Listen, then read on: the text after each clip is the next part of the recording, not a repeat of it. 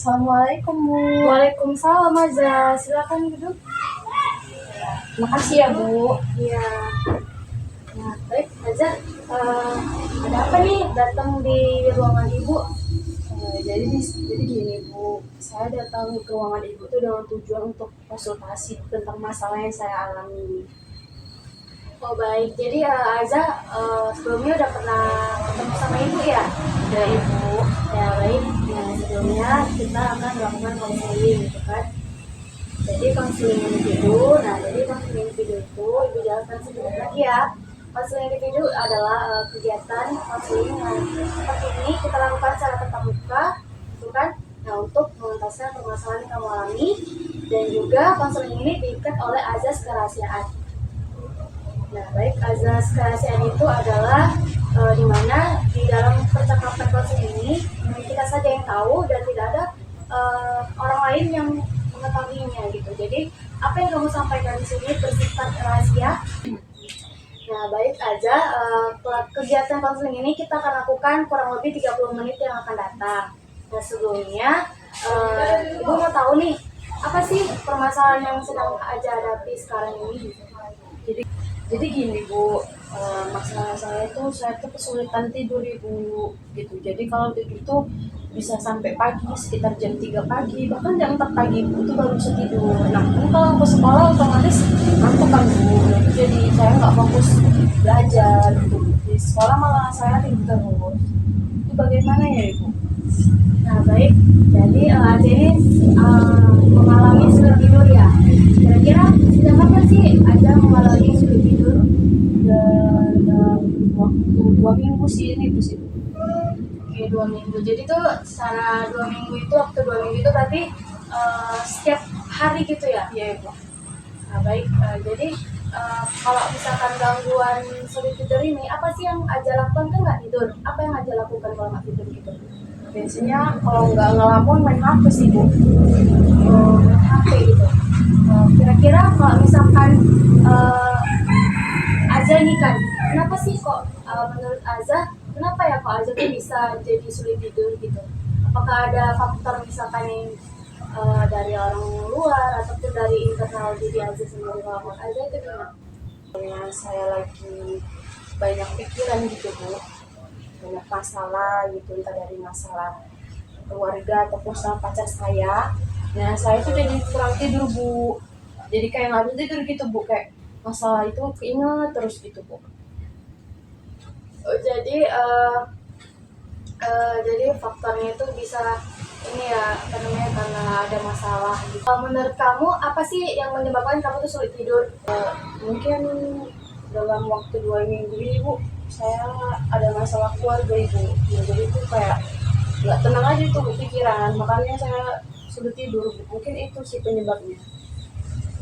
Baik, jadi masalah keluarga ya, gitu kan.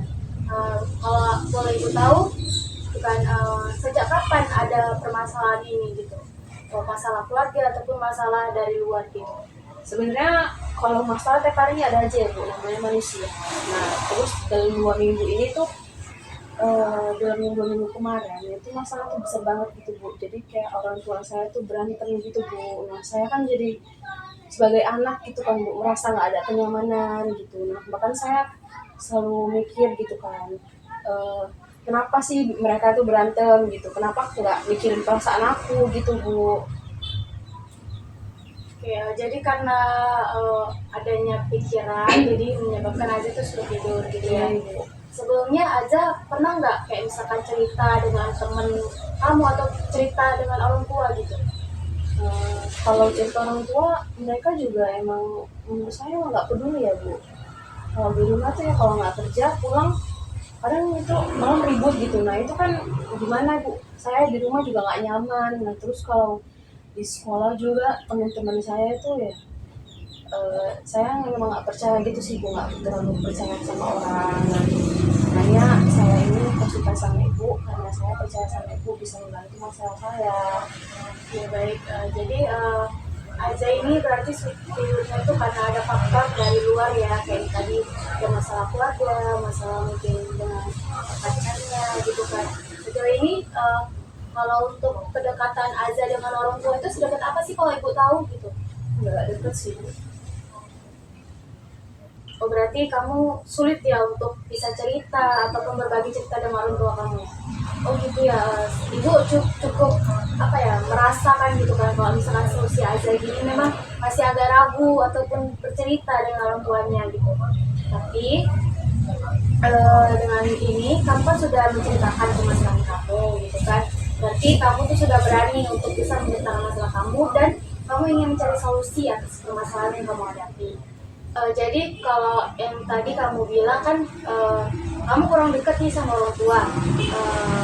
Untuk saran dari ibu gitu kan bisa kamu untuk saran dari ibu bisa kamu lakukan itu pertama kamu coba untuk adanya sisi terbuka percaya dengan orang tua kamu. Jadi ketika kamu ada mengalami mungkin masalah keluarga ataupun mungkin masalah dengan pasangan gitu kan kamu bisa cerita walaupun hanya sebatas saja gitu kan untuk itu untuk mendekatkan diri kamu dengan orang tua kamu gitu. Jadi udah nggak ada pemikiran ataupun nggak ada pikiran-pikiran lagi gitu kan. Jadi kan tadi ibu melihat gitu kan kamu tuh sulit tidurnya tuh karena ada pikiran itu dari karena kamu tuh ada masalah keluarga ada masalah dari pasangan. Jadi ya karena kamu bisa cerita ke orang tua kamu itu bisa meringankan pikiran kamu dan supaya kamu bisa tidak mengalami sulit tidur lagi.